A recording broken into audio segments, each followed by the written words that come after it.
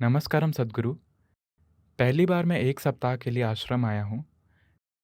कभी मैं यहाँ सहज, तो कभी मुझे असहज महसूस होता है।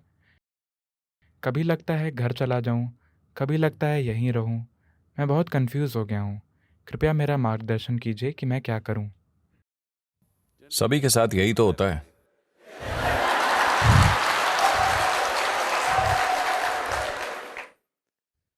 तो इनका कहना है कि ये दूसरी या तीसरी बार यहां आए हैं। ये सच में यहां आना चाहते हैं, तो ये यहां आते हैं। पर जब ये यहां आते हैं तो अचानक कभी कभी इनका घर जाने का मन होता है। जब ये वहां होते हैं तो बेशक ये यहां आना चाहते हैं। तो मैंने कहा कि ये इनकी समस्या नहीं है, ये सदियों पुरानी समस्या है।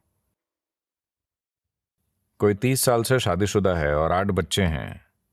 वो अभी भी सोच रहे हैं शायद गलती हो गई, शायद मुझे आध्यात्मिक मार्ग पर चलना चाहिए था। This, ये कोई नई समस्या नहीं है, ये बहुत प्राचीन समस्या है। तो आप जो भी करना चाहते हैं, उससे पहले आपको अपने अंदर आनंद और स्पष्टता लानी चाहिए। उस पल में आप जो फैसला करें, भले ही आप मर जाएं, आपको उसी पर चलना चाहिए। जब भी आपकी भावनाएं ऊपर नीचे होती हैं, आपका मन कई चीजें कहता है, वो महत्वपूर्ण नहीं है। आज ये एक बात कहता है और कल दूसरी, सुबह ये शाम को वो। ये आज एक बात कहता है और कल दूसरी। इसका कोई महत्व नहीं है। मैं आनंद इसलिए कह रहा हूं क्योंकि आनंदित होने पर आप आदतों से मजबूर नहीं होते। जब आप बहुत खुश और स्पष्ट होते हैं, तब अगर आप तय करें यह करना मेरे लिए समझदारी है, वही करिए। फिर अगर नर्क महसूस हो तो भी फर्क नहीं पड़ता।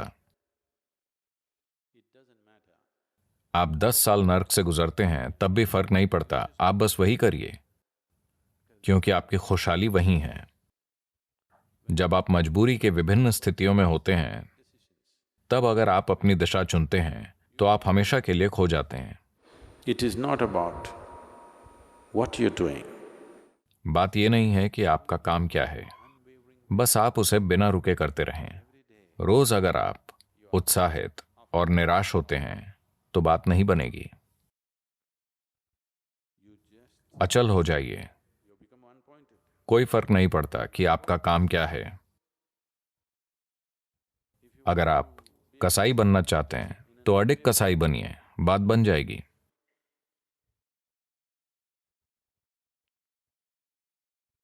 Just not wavering for a moment.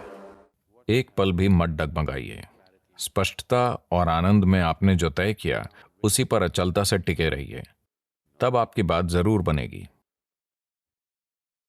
हर दिन जब आपके विचार और भावनाएं यहां वहां उड़ते हैं, आप अपना मन बदलते रहते हैं, बदलते रहते हैं। आप चक्कर काटते रहेंगे हमेशा के लिए, क्योंकि जो बार बार दिशा बदलते हैं, साफ है कि वो कहीं भी पहुंचना नहीं चाहते, है ना? ये धरती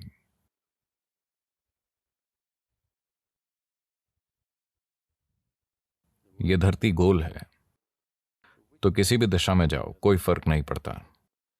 जब आप दिशा बदले बिना आगे बढ़ते हैं, तब यात्रा कर पाएंगे, है ना?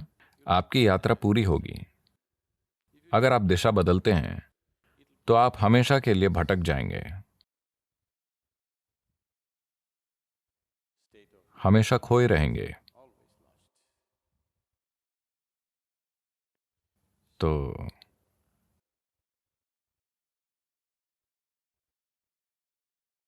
आप वहां रहना चाहते हैं, वहां रहिए, कोई समस्या नहीं है।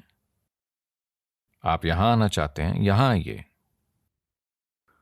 हर दिन अपना मन मत बदलिए। सुबह ये और शाम को वो सोचकर आप खुद को और आसपास के लोगों को परेशान करेंगे। जो व्यक्ति लगातार मन बदलता रहता है, वो अपने और आसपास के लोगों के लिए परेशानी है ना?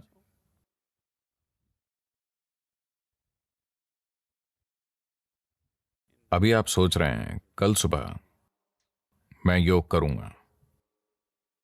कल सुबह जब 5 बजे डोंग होगा, मैं हर रोज सुनता हूं। पता नहीं आप में से कितने लोग सुनते हैं। जब डोंग बजता है, शायद हमें ढोल बजाना चाहिए। Then तब आपका शरीर कहता है, भाड़ में जाए योगा, मैं तो बस। it keeps changing. Its priorities keep changing and changing and changing. ये बदलता रहता है, इसकी प्राथमिकताएं लगातार बदलती रहती हैं। जीने का एक और तरीका भी है, जहां जीवन की सबसे बड़ी खुशियां, जीवन के सबसे बड़े सुख, सबसे सुखद चीजें चींटी के समान लगेंगी। इस जीव में यह काबिलियत है। When it शरीर और मन की बात करें तो हमारी क्षमताएं अलग अलग हैं। कोई भी दो शरीर या दो मन समान क्षमता वाले नहीं होते। पर जब इस प्राणी की बात आती है, तब हर जीव संपूर्ण अस्तित्व को खुद में समा सकता है। वैज्ञानिक कह रहे हैं कि यह लगातार फैल रहा है। इसे कैसे समाएं? यही इसकी सुंदरता है।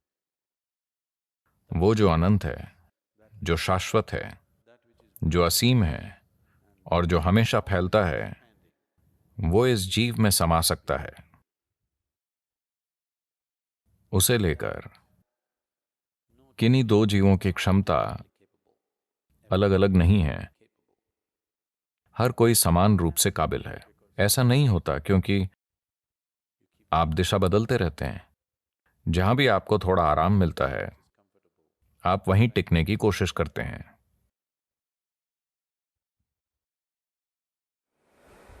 This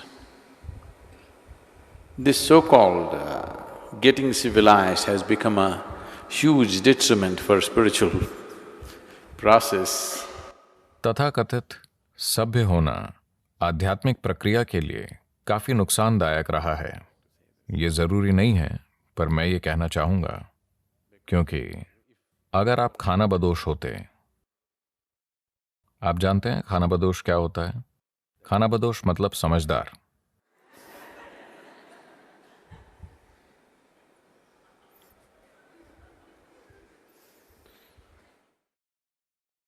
तो कौन खानाबदोश नहीं है? जो समझदार नहीं है। जो नासमझ है वही रुक जाता है। जो समझदार है वो हमेशा चलता रहता है और कहीं नहीं रुकता।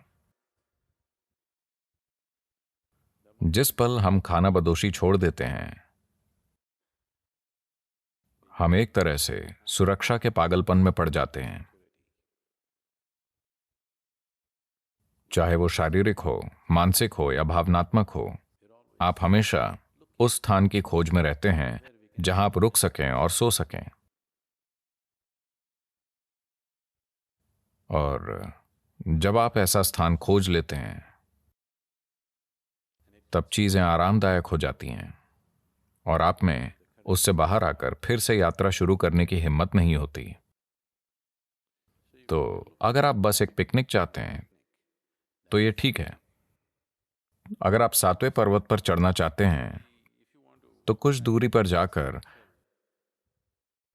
आपके घुटने चरमराने लगेंगे और आपकी सांस भाप के इंजन जैसी हो जाएगी। पश पुश पुश, पश पुश पश पुश होने लगेगी। तब आप चारों ओर देखेंगे और सुंदर पत्थर, बांस, आसपास की चीजें और घाटी बहुत सुंदर है। फिर एक और कदम उठाने की जरूरत क्या है? यह शानदार है, यही है। तब आपका मन कहता है, बस हो गया, I'm not questioning the beauty of the place. मैं जगह की सुंदरता पर या वहां होने के सुख पर सवाल नहीं उठा रहा, पर फिलहाल आप में ये नया तर्क इसलिए आया है क्योंकि आपके फेफड़े भाप का इंजन बन गए हैं और आपके पैर बहुत बुरी तरह चरमरा रहे हैं। तो नया तर्क आया है। क्या आपने देखा है कि हर बार जब आप आराम या परेशानी की अलग अलग अवस्थाओं में होते हैं, तब आप एक नया तर्क विकसित कर लेते हैं? क्या आपने ऐसा होते हुए पाया है? जैसे लोग कहते हैं, हर स्टूडेंट कम्युनिस्ट होता है। शिक्षा पूरी करने के बाद नौकरी पाकर आप समाजवादी बन जाते हैं। जिस पल आपकी शादी होती है, आप पूंजीवादी बन जाते हैं। नई परिस्थितियों के अनुसार आराम या परेशानी के अलग अलग स्तरों के कारण नए स्तर के तर्क आ जाएंगे।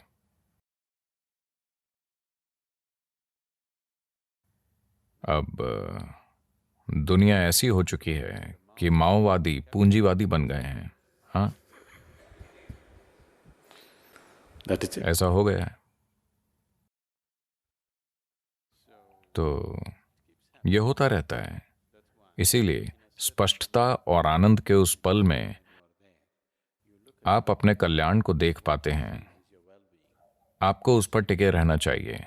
कल ये आपको भयानक लग सकता है, पर उससे कोई फर्क नहीं पड़ता। बस आप टिके रहिए, चाहे आपको वो नर्क जैसा लगे। यही खुशहाली है। अगर आप मन बदलते रहेंगे तो कुछ नहीं हो पाएगा।